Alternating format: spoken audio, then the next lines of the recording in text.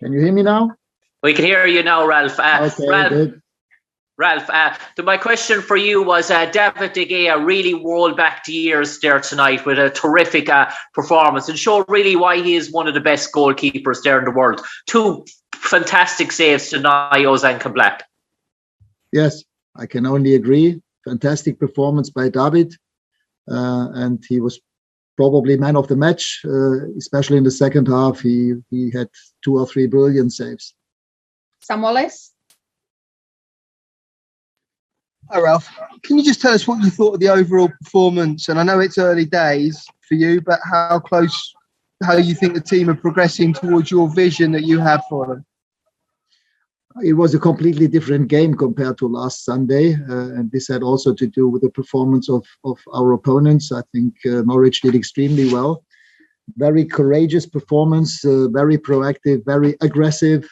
And in parts of the game, we had problems with this way of with this kind of football. The body language, the intensity, the aggressiveness, especially in our offensive department. And by that, I don't only mean the strikers, but also the 2 number 10s. We didn't play on the same kind of intensity level as we did against Crystal Palace. But again, it also had to do with the way that Norwich played today. Dan King?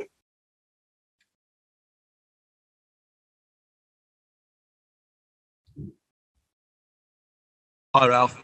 Could you just clear up what's happened with Victor Lindelof? Because he seemed to have some kind of chest pains. Is he okay? Is he going to hospital to be checked out? Yeah, he can't even remember himself how it happened, but I think that he had a collision with another player and he had problems to breathe for more than 10 minutes. His heart rate was higher than normal and therefore he was a little bit almost shocked. He didn't know how to deal with it. We had to replace him, and after the game, we did some checkups and examinations by the doctor. It seems everything is okay, but we still have to wait and see how he's doing tomorrow. By tomorrow, hopefully, he will be fit again for the game on Tuesday against Brentford. Jeremy Langdon. Yeah, Ralf. The performance seemed to lack a bit of energy tonight, and a lot of passes were going astray. Why was that, do you think? Well, as I said, because Norwich played in a very proactive, aggressive way. In fact, they played like we played against Palace on Sunday. But still, it's a question: how do we deal with this kind of football that the other team is playing? And I would have wished we had more intensity up front, more physicality, more willingness to win the one-on-one duels. And I think we could have done better in certain parts of the game. In some parts, it was good. I thought the whole defensive line and the 2 sixes, including David De Gea, did extremely well. Fred and Scott McTominay, again, played on a high level. The centre-backs were good. The 2 full-backs were good. And as I said, offensively, we were also having some nice moves, but didn't always find the best possible solution in the first half.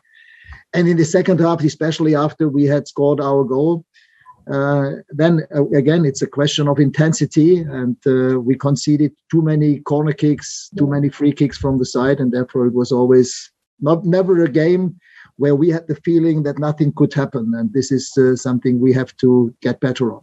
Laurie Whitwell. Hi, Ralf. I hope this doesn't follow on too much from the last question, but some of the times in attack, players seem to be on different wavelengths. I just wondered, is that something you can adjust on the training pitches, or is that just a mentality thing? Yeah, I mean, tactically, we don't have that much time to work and improve the tactical level. But I don't think today it was a question of tactics or of distance to the teammates. It was more or less the one-on-one duels, offensively and defensively. And the second balls, a game like this against an aggressive team like Norwich, it's about who wins more second balls, who wins the one-on-one duels. And there was a sort of a difference between the different parts in the game and also the different parts in our formation.